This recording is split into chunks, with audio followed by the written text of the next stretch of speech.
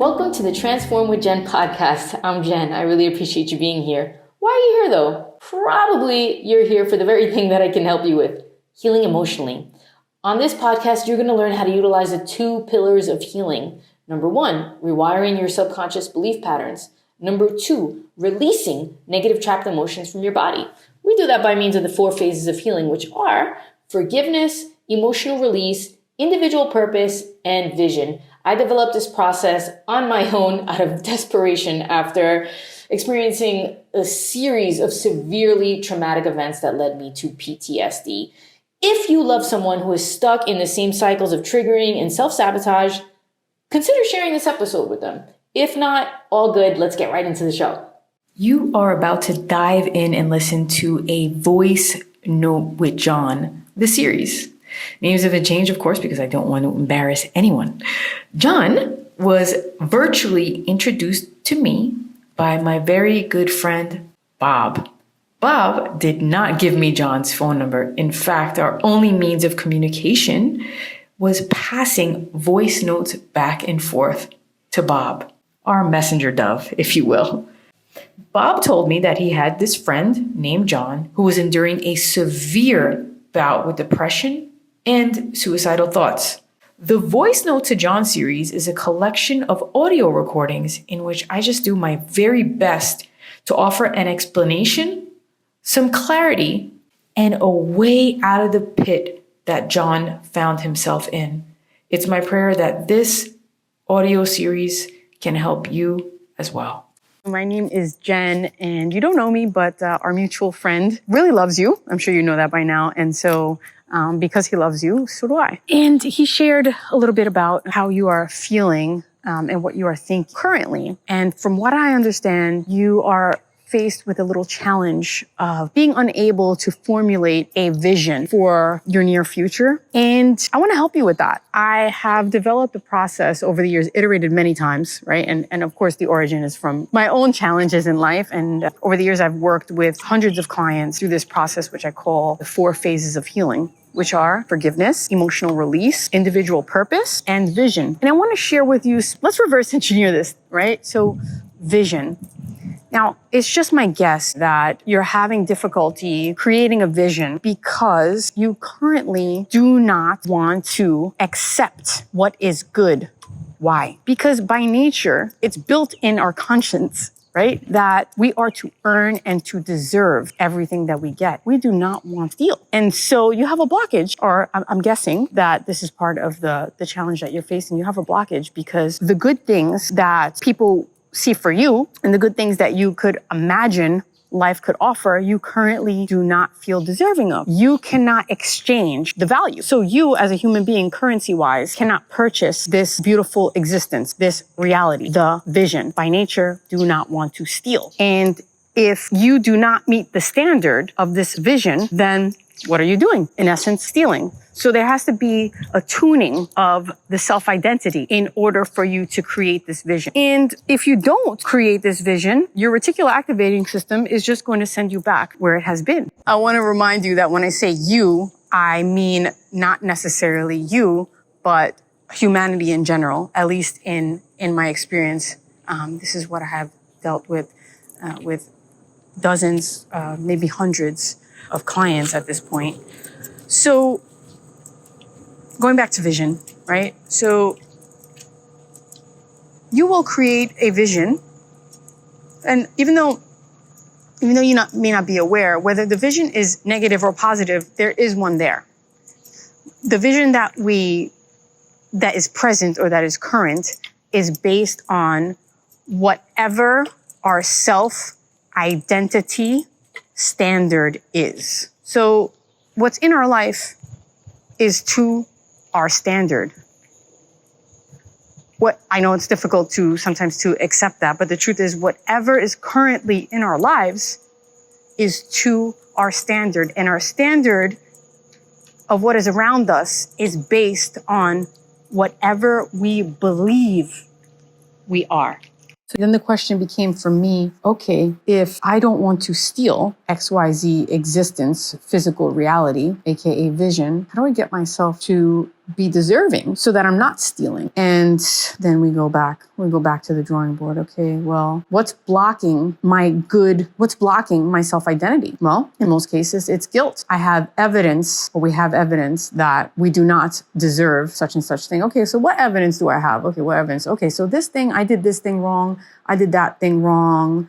This person said this about me, or this traumatic event happened in my life and it caused me to label myself X, Y, and Z. Okay, so what do we need to do? We need to forgive. And so when I say that, I mean forgive oneself. Internal forgiveness. External forgiveness is stressed and it's very important. But internal forgiveness is much more important because we cannot forgive externally without forgiving internally.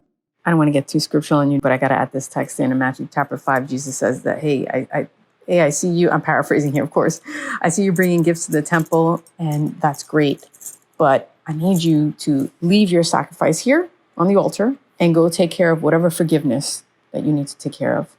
And that impressed upon me how forgiveness is the foundation for everything, because our self-identity is what creates our behaviors, and our thoughts based on self-identity create our reality, how we deal with people, who is in our life, what value we can add to others. Now, at the risk of oversimplifying, I want to say that depression is a symptom of living in the past and anxiety is a symptom of living in the future. And I want to say that I really believe that people can become depressed and they go back to the past, they live in the past, as it were, because it's unresolved and it's unforgiven. I truly believe those that are depressed simply have not processed the forgiveness of themselves. And I want to give you a little piece of neuroscience here. There's a system in the body which doesn't get enough recognition called the lymphatic system, and it literally cleans debris from your brain. And when you forgive, there's a cleaning process that takes place while you're asleep. And the lymphatic system does that. Anyways, I don't want to go down the nerd portal, but yeah, that's, I want you to understand that there are biological functions, neurobiological functions and bodily functions that are related to the act of forgiveness. There's a part of the brain called the left dorsolateral prefrontal cortex, and it's associated with forgiveness. And those who have larger left dorsolateral prefrontal cortexes are found to lack depressive tendencies. So here we can see that lack of forgiveness and depression really work hand in hand. You know, I really appreciate you taking the time to listen to this point. I hope I've been helpful in some way. And please pardon if I've made any assumptions that are, offensive. I don't know you. I'm speaking to you based on really just my dealings with so many people, in the past. And I'm hoping that the framework that I'm going to provide for you and Will's going to elaborate on is helpful to you. So if you don't mind, let's just take one step at a time. If you're open to the idea of me and our mutual buddy here guiding you through this process, I would be honored. I really would. And so let's start with step one, forgiveness. I've detailed writing protocol that I use with my clients, and I've shared details of it with Will, and that he'll go ahead and he'll talk to you about it further. But I just want you to know that there are steps to this process of healing. There are steps to getting you to the point where you can visualize a beautiful reality. And everything starts in energy, right? Matter is just a result. Matter is just a phase, a latter phase of energy. And so let's work on that, right? Let's work on that. So yeah, step one, forgiveness. Again, you'll be receiving details about the writing protocol that we'd like to offer you as a starting point. And we'll go into some details about some other things if you're open to it. Again, it would be an honor and a pleasure. And call me, I'm happy to talk. Thank you again for listening. I appreciate you. I do love you, although I haven't met you. And I have a tremendous respect for you because Will does. Anyway, we'll talk soon. Hi, Jeremy. Hope you're enjoying the Florida raindrops. So I wanted to get back to you, just give you a little bit more detail about the science of forgiveness. I touched on it in my earlier voice note when I mentioned the lymphatic system. They say that time heals wounds. right? So over time, you forgive yourself. Over time, you forgive others. And that's where healing is, right?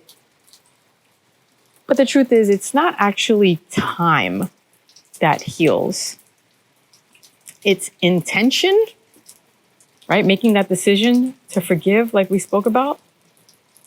The intentional decision. And sleep. Yes, sleep.